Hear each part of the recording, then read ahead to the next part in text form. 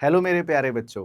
आज की ये वीडियो है स्पेशली आप सभी क्लास 12th के बच्चों के लिए जो हाफ ईयरली की अब तैयारी करना चाहते हैं। मुझे पता है आपने अकाउंटेंसी की हाफ ईयरली स्ट्रेटेजी की वीडियो अच्छे से देखी थी और उसमें आपने कहा था कि सर हमें इकोनॉमिक्स का भी एक इसी तरह का पूरा मास्टर प्लान बनाकर दो। तो ये वीडियो आपके 45 डेज़ की complete half yearly strategy video है। वीडियो शुरू करने से पहले सबसे पहले तो वीडियो लाइक कर देना और शेयर कर देना स्पेशली अपने सभी क्लास 12th के दोस्तों के साथ। तो इस वीडियो में मैं आपको इकोनॉमिक्स का इंडियन इकोनॉमिक डेवलपमेंट और मैक्रो दोनों का पूरा प्लानर दूंगा कि कैसे आपको 45 डेज स्टार्ट करने हैं। तो सबसे पहले हम डे 1 से शुरू करेंगे और पहले हम कवर करेंगे अपना इंडियन इकोनॉमिक डेवलपमेंट, क्योंकि ज़्यादातर बच्चे उसको इग्नोर करते हैं। अब इंडियन इकोनॉमिक डेवलपमेंट के अंदर देखो, सबसे पहले आपका डे 1 और 2 यानी कि शुरुआत आपको करनी है अपने चैप्टर नंबर 1 से, Indian economy on eve of independence. उसके बाद आपको डे 3, 4 और 5 यानी 3 दिन आपको देने हैं अपने चैप्टर नंबर 2 पर, इंडियन इकोनॉमी 1950 टू 1990। उसके बाद डे 6, 7 और 8 देने हैं आपको चैप्टर नंबर 3 एलपीजी रिफॉर्म्स में। अब इसमें देखो एक इंपॉर्टेंट चीज़ इसका आपको ध्यान रखना है। इंडियन इकोनॉमिक डेवलपमेंट के जब आप चैप्टर्स करोगे पहली बार ये तैयारी, तो सबसे पहले तो हमारे वीडियो लेक्चर से अच्छे से पूरी बात देखना, वो इम्पॉर्टेंट है। प्लस एनसीईआरटी की रीडिंग एक बार आप ज़रूर लेना, और अगर आप एनसीईआरटी नहीं रेफ़र करना चाहते तो हमारे नोट्स को भी अच्छे से रेफ़र कर सकते हो। तो यानी कि आपको लेक्चर्स के साथ साथ नोट्स या बुक की रीडिंग करना मस्ट रहेगा। इसी तरह जो चैप्टर नंबर 2 है उसमें थोड़ा सा आप 5 ईयर प्लान्स या एग्रीकल्चर और इंडस्ट्री ट्रेड पॉलिसी जो है उन पे फोकस ज़्यादा करना, वो आपके लिए इंपॉर्टेंट है। और चैप्टर 3 जो एलपीजी रिफॉर्म्स है उसमें आपको पता है कि रिफॉर्म्स का अप्रेजल वो हमसे पूछ सकता है, तो हर टॉपिक को आप अच्छे से ज़रूर उसमें कवर करना। अब उसके बाद जो आपका डे 9 और 10 होगा उसमें आपको करना है अपना चैप्टर नंबर 4 यानी एचसीएफ।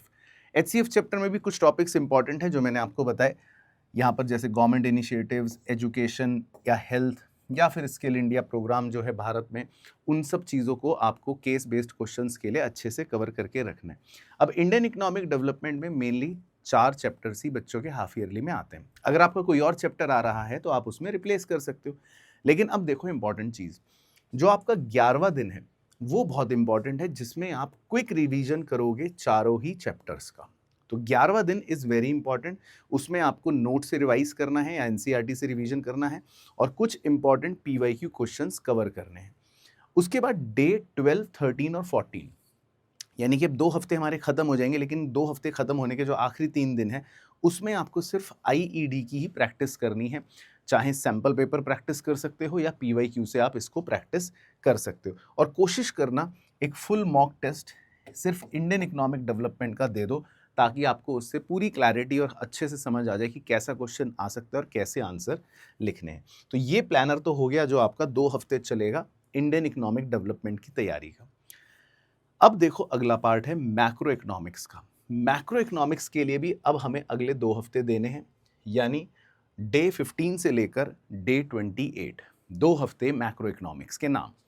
अब मैक्रो इकोनॉमिक्स की शुरुआत आपको करनी है, सबसे पहले 3 दिन नेशनल इनकम को देना है। नेशनल इनकम में ऑब्वियसली लेक्चर्स देखना बहुत ज़्यादा इंपॉर्टेंट है। फिर साथ ही साथ 15 से 20 न्यूमेरिकल्स की प्रैक्टिस ज़रूर करना, क्योंकि 3 मेथड्स यहाँ पर बड़े रेलिवेंट हैं।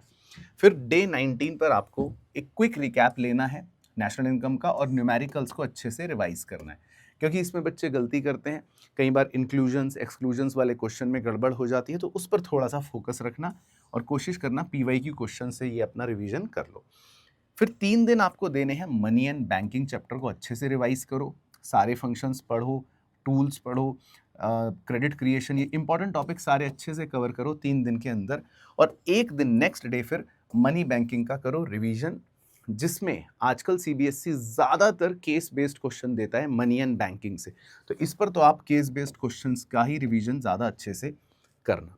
फिर आओ देखो आपका डे 24, 25, 26, 27, 4 दिन आपको देने हैं सबसे इंपॉर्टेंट और सबसे बड़े unit determination of income and employment पर। इसमें सारे इंपॉर्टेंट टॉपिक्स हैं, एडीएएस, इक्विलिब्रियम या मल्टीप्लायर, जिसको बहुत अच्छे से आपको कवर करना है। और फिर जो आपका 28वां दिन होगा, ऑब्वियसली उसमें डिटर्मिनेशन का पूरा रिवीजन करना है बहुत अच्छे से। इसमें काफ़ी सारे डायग्राम्स हैं, काफ़ी सारे न्यूमेरिकल्स हैं, फॉर्मूले हैं, उन सब का प्रॉपर रिकैप लेना मस्ट है। यानी कि ये प्लानर आपका हो गया 2 हफ्तों का मैक्रो इकोनॉमिक्स का। तो 14 दिन इंडियन इकोनॉमिक डेवलपमेंट, 14 दिन मैक्रो इकोनॉमिक्स, 2 और 2 4 हफ्ते कंप्लीट। अब उसके बाद देखो 45 डेज का जो प्लानर है, उसके जो ये आखिरी 17 दिन रहने वाले हैं, ये कितने मज़ेदार और इम्पॉर्टेंट हैं, क्योंकि कोर्स एक बार आपने कंप्लीट कर लिया। अब जो 29वें डे से लेकर 45वां दिन है, ये अगले 17 दिन प्लान आउट करने हैं बहुत स्ट्रेटेजिकली। यानी कि 3 दिन पहले आपको देने हैं, जिसमें आप आईईडी के मॉक टेस्ट कोशिश करो चैप्टर वाइज टेस्ट देने की। उसके बाद अगले 3 दिन आप मैक्रो इकोनॉमिक के चैप्टर वाइज टेस्ट दो। नेशनल इनकम हो गया, डिटर्मिनेशन हो गया, ये आपके लिए इंपॉर्टेंट है, मनी बैंकिंग।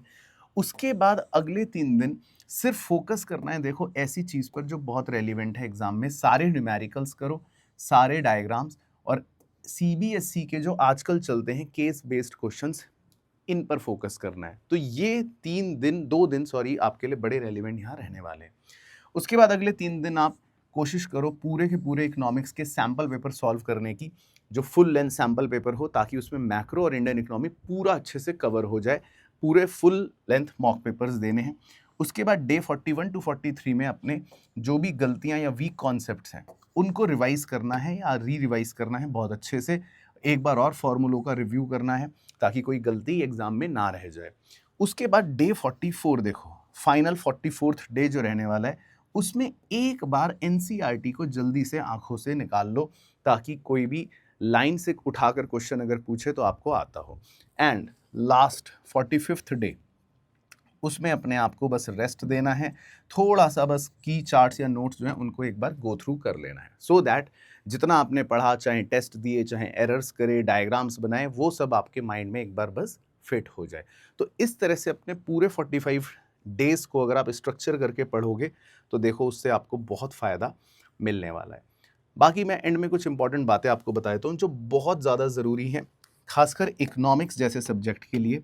वो ये कि आपको जब ये तैयारी आप करो, तो कोशिश करो नोट्स या एनसीईआरटी किसी एक चीज़ को बेस बनाकर पढ़ाई करो, और प्रॉपर रिवीजन के लिए लेक्चर्स को एक बार ज़रूर रेफर करो, ताकि इन डेप्थ नॉलेज हो जाए, ऊपर ऊपर से देखने का नहीं। इसके अलावा अपना एक रजिस्टर आपने मेंटेन करा होगा अगर, तो फॉर्मूले अलग से नोट डाउन करो, डायग्राम्स अलग से बनाओ, कुछ स्पेशल कॉन्सेप्ट्स हैं तो उनको अपनी भाषा में भी लिख सकते हो अलग रजिस्टर में, ताकि बाद में रिवीजन में वो हेल्प करे। इसके अलावा डायग्राम्स को हाथों से ज़रूर बनाकर देखना। कई बार बच्चे सिर्फ ऊपर ऊपर से देख लेते हैं और फिर भूल जाते हैं, तो आपको डायग्राम्स हाथों से ड्रॉ करने हैं ताकि वो याद रहें। और कोशिश करो रिलेट करो रियल लाइफ एग्जाम्पल से चीज़ों को, ताकि इकोनॉमिक्स पढ़ने में और ज़्यादा इंटरेस्टिंग लगे आपको।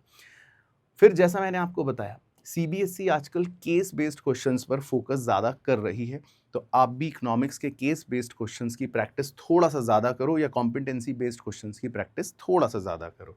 और कोशिश करो लास्ट में जो फुल लेंथ के मॉक पेपर्स होते हैं उन्हें ज़रूर दो, ताकि आपकी तैयारी जो है वो बिल्कुल एग्जॉस्टिव हो पाए।